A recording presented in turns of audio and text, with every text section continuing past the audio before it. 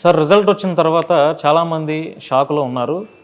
అంటే ఎందుకు ఇలా ఓడిపోయామనేది ఎవరికీ అర్థం కాని పరిస్థితి. ఇప్పుడు రోజులు గడిచే కొద్దిగా అంటే దేశ విదేశాల్లో ఉన్న పెద్ద పెద్ద వారు సైతం, ఆంధ్రాలో ఉన్న పెద్ద పెద్ద పొలిటికల్ అనాలిసిస్ట్ సైతం ఈవీఎం ట్యాంపరింగ్లు జరిగి ఉండొచ్చు అనే ఒక అభిప్రాయానికి వ్యక్తం చేస్తున్నారు సార్. దాని మీద మీ కామెంట్? మీకు అన్ని డివైజెస్ ఒక దగ్గర పెడతారండి, జిల్లాకున్న దగ్గర పెట్టి ఏ డివైజెస్ ర్యాండమైజేషన్ అంటారు దాన్ని. ఫస్ట్ ర్యాండమైజేషన్ మీద ఫస్ట్ చెకింగ్ చేస్తారు. ప్రతి డివైస్ని ఓపెన్ చేసి పొలిటికల్ పార్టీస్ని అందరినీ పిలుస్తారు. దీంట్లో ఏదైనా చిప్ ఉందా లేదా చూసుకోండి అని చెప్పి. అది దాదాపుగా 3 వారాల పాటు జరుగుద్ది. ఇప్పుడు మన జిల్లా హెడ్ క్వార్టర్స్లో పెట్టారు విజయవాడలో. Registered political parties state central అందరూ పిలిపించి ప్రతి డివైస్ ఓపెన్ చేసి చూపిస్తారు. తర్వాత ఫస్ట్ ర్యాండమైజేషన్ ఉంటుంది. ఇక్కడ నుంచి జిల్లా హెడ్ క్వార్టర్స్కి వెళ్తుంటుంది అనమాట. అంటే అక్కడ ఉన్నటువంటి ఆ చుట్టుపక్కల 4 నియోజకవర్గ హెడ్ క్వార్టర్స్ అప్పుడు పిలిపిస్తారు. తర్వాత మనకు బూత్ లెవెల్కి వెళ్తుంది, అప్పుడు పిలిపిస్తారు. ఈ ప్రాసెస్లో ఒక 5% ఓటింగ్ మీరు వేయండి అని వాళ్ళ ముందే వేసి స్లిప్పులు కరెక్ట్గా వస్తుంది లేదు చూపిస్తారు. అప్పుడు పొలిటికల్ పార్టీస్ పిలిపిస్తారు. దాని తర్వాత మీకు బూత్కి వెళ్ళిపోతుంది చూడండి, మీరు ఓటు వేసిన బూత్కి వెళ్తుంది చూడండి. మీరు కంటే ముందర పొద్దున్న తెల్లవారుజామున 50 ఓట్లు వేయిస్తారు వాళ్ళ చేత. 50 ఓట్లు వేయించి దాన్ని సీల్డ్ కవర్లో ట్యాగ్ చేసి 50 ఓట్లు మీరు అనుకున్నట్టే పడ్డాయా లేదా చెక్ చేసుకుంటారు. ఇది 5వసారి.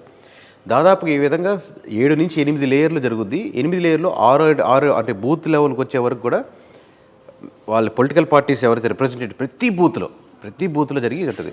మీకు ఏదైనా బూత్ కాడి నుంచి మేము 50 ఓట్లు వేస్తే మాకు 30 ఓట్లే పడ్డాయి కనపడుతుండే మిషన్ తప్పు అంటే అక్కడే ఆపేస్తారు.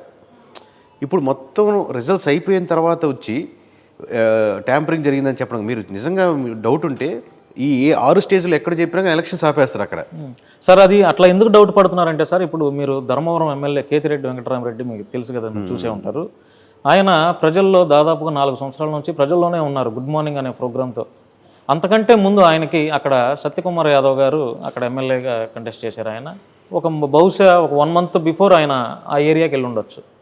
అంటే ఆయన ఫేస్ కూడా ప్రజలకి ఎక్కువ నోటెడ్ అయిన సందర్భం.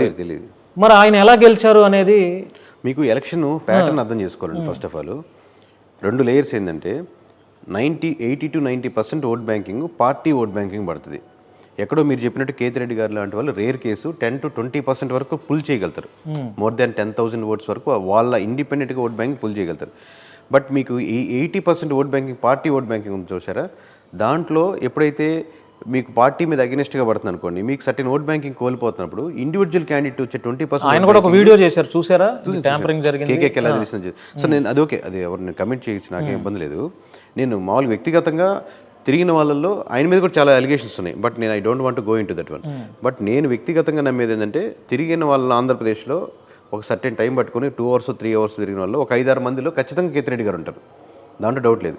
బట్ మన దగ్గర ఎప్పుడైతే caste based religion based vote banking ఎప్పుడు జరుగుతుందంటే, మీకు ఇటుకరాయికి మధ్య సిమెంట్ లేయర్ అయినప్పుడు, అంటే ఒక పార్టీ ఎమోషనల్గా ఇప్పుడు ఈయన ఇండివిజువల్గా కరెక్ట్ అయ్యారు, పార్టీ ఎమోషనల్గా ఓన్లీ ఏది ఎమోషనల్గా అంటే మంచి స్కూల్స్, హాస్పిటల్స్, రోడ్స్, మున్సిపాలిటీ.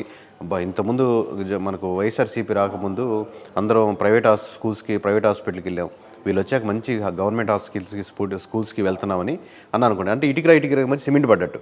ఇప్పుడు ఇంకా క్యాస్ట్ రాదు. ఇప్పుడు ఎప్పుడైతే అది లేదనుకోండి, నేను ఒక యాదవ్ని, యాదవ్కి ఎవరికి ఓటేయాలి, నేను ఒక రెడ్డిని, నేను ఎవరికి ఓటేయాలి, నేను కమ్మని, కాపుని, ఇట్లా ఓటేస్తుంది. మీరు మళ్ళీ ఆ లేయర్ లేనప్పుడు మళ్ళీ ఇటుకరాళ్ళ మధ్య ఉంటుంది అనమాట ఓట్ బ్యాంక్. ఇటుకరాయి అనేది క్యాస్ట్ బేస్డ్ అనుకుంటే.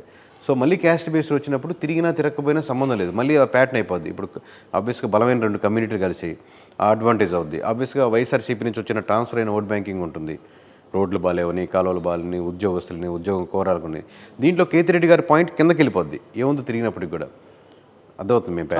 సో ఆయన తిరగలేదని, ఆయన చేయలేదని కాదు, ఆబ్వియస్గా ఇంత తిరిగినా గెలవలేదు కదా అని అటు ఉంటుంది. బట్ ఈ పార్టీ ఓట్ బ్యాంకింగ్ ప్రధానం అనమాట దీంట్లో.